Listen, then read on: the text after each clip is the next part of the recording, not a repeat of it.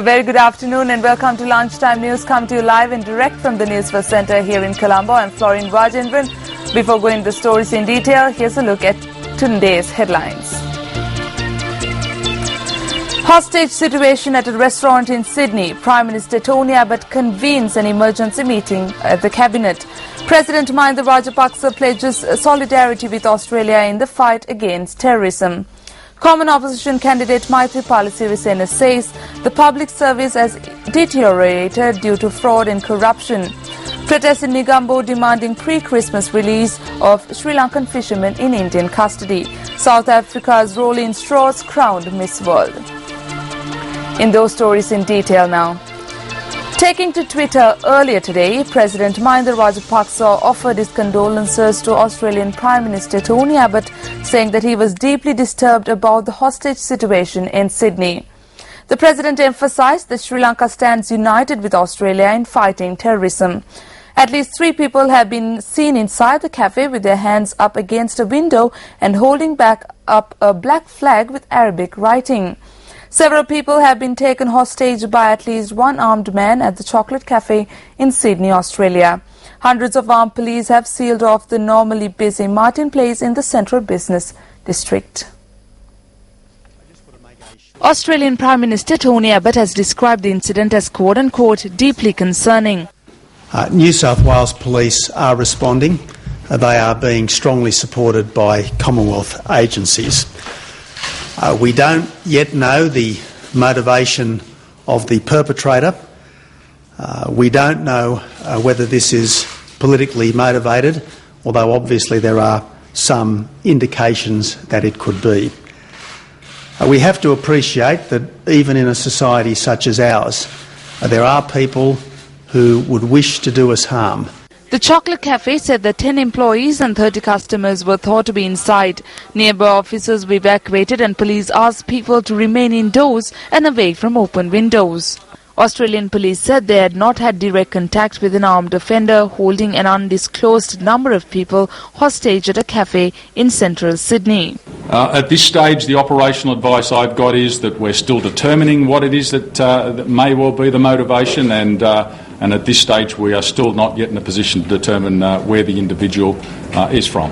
Well, again, it's a flag that we've had people looking at. We're still trying to work out exactly what it stands for, but at this stage it's probably best that I don't take that any further. We're working with our partner agencies to better determine what it is we're dealing with there. An armed man wearing a backpack and a bandana could be seen walking around inside the cafe. Television footage showed at least 3 people thought to be employees of the cafe and who were visibly distressed holding a black sign with an Islamic creed written on it up to the window. An Australian Broadcasting Corporation reporter said that gunfire had been heard at the scene, but this had not been confirmed. According to a police spokesperson, no injuries have been reported from the incident. Martin Place is home to the State Premier's office and headquarters of 2 of the nation's largest banks. The State Parliament House is also only a few streets away. Courts in the business district have been closed for the day and a number of banks have said they will not open.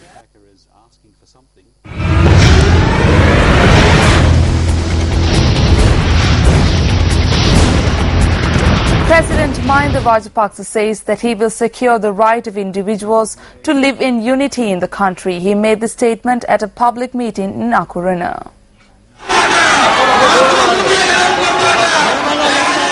The president arrived in Akurana after touring the Kandy district.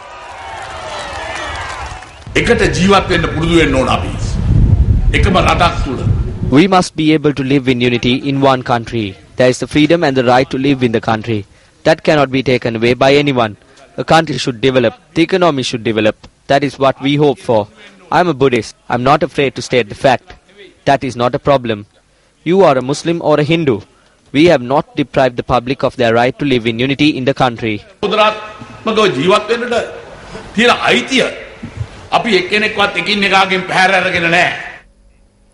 Common opposition candidate Maithripala Sirisena states that the state sector has deteriorated as a result of the corrupt practices of the government. He made this remark at a public rally in Gargamuwa yesterday. Not a single head of state or government has ever allowed corruption and fraud on this scale in the country. When it happens at the very top, it is not surprising that those at the lower levels do it too. The entire public service has deteriorated. The political sector and the government have deteriorated. The people's respect for politicians has disappeared. It was replaced with suspicion and distaste towards politicians. There were views opposing the government that arose, but there was no place for those views to converge.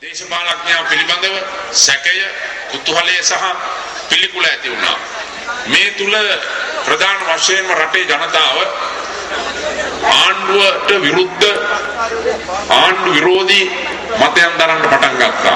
නමුත් ඒවා ඒකරාශී වෙන තැනක් තිබුණේ නැහැ.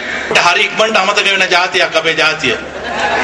2010 මැතිවරණයට ඉස්සෙල්ලා We are a nation that forgets very soon. Ahead of the 2010 election, they reduced the taxes on all essential goods and reduced prices. President Mahinda Rajapaksa won the presidential election. 2 months later, as the finance minister, he issued a gazette notice rescinding all of these price reductions. He took steps to put the burden on you again. Do not forget that.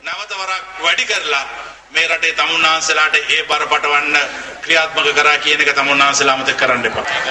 අලුත් දියපාරක් විවෘත කරා හංසයාට ගමන් කරන්න. කුඩා දියපාරක්. A new waterway was opened up for the Swan. It was a very small stream at first, but now that has changed. Major tremors have shaken this corrupt government. It is falling apart. It has been caught to a powerful cyclone and floods. Prominent people have come out of there. People like our MP here. People like Maithripala Sirisena and people like my school time friend Rajitha Sena Ratna. A great river has been created for the Swan to swim on.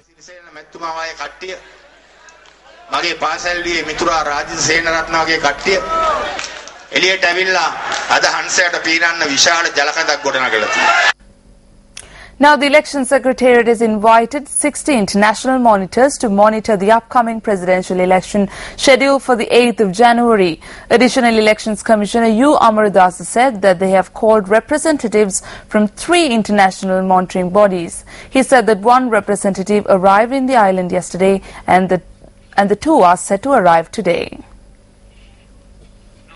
Meanwhile, PAFRIL has said that 35 international election monitors are to arrive in the island on the 27th of December. Executive Director of PAFRIL, Rohane Tiarachi, said the envoys will engage in election monitoring activities for a period of 2 weeks. Election observers say that the number of pre-election violent complaints being reported ahead of the presidential polls has increased. Executive Director of PAFRIL, Rohane Tiarachi, said that 178 complaints have been lodged in connection with the presidential poll. Meanwhile, Executive Director of CAFE, Kirti Tenakun, said that they have received 139 complaints ahead of the presidential poll. Organizer of the National Election Observation Centre, Rasanga Harish Chandra, stated that they have received 29 complaints. The Election Secretariat has received 115 complaints of election laws being flouted. The Complaints Unit of the Secretariat said that 20 of the complaints are in relation to serious violations, with the highest number of complaints being reported from the Colombo district, standing at 16. The Election Secretariat said that 10 complaints were reported from Kandy and 8 from Anuradhapura. The Complaints Unit said that 55 complaints were lodged in connection to the misuse of state property and the transfer and promotion of state employees.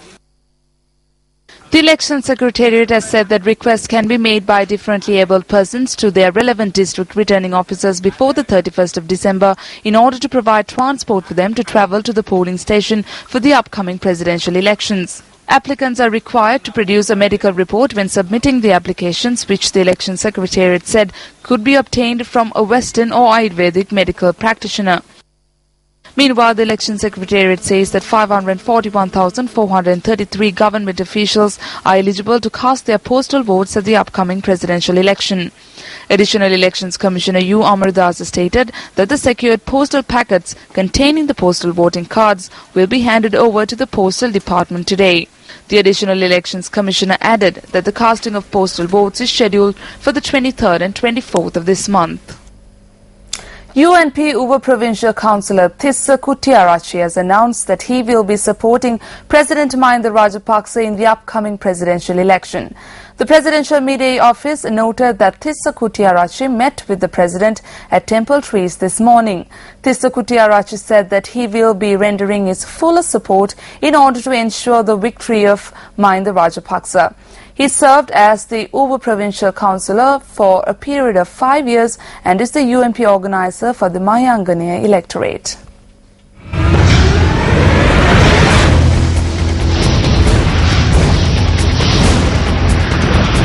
A large number of relatives of fishermen engaged in a protest in Negombo this morning demanding the release of Sri Lankan fishermen in Indian custody.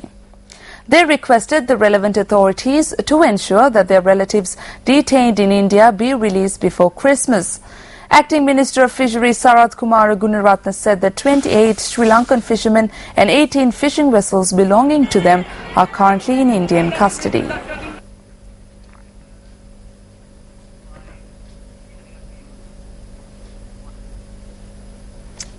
A 55-year-old woman was killed in Mahavilachi, Anuradhapura earlier today.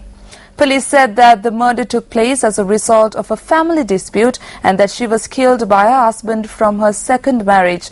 The woman was beaten and severely injured and she passed away upon admission to the Alaya Pathua hospital.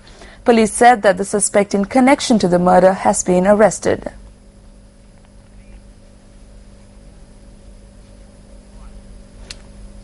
Meanwhile, 2 out of 8 persons who went to sea bathing in the beach strip along Seram Road in Mount Lavinia have been reported missing after drowning.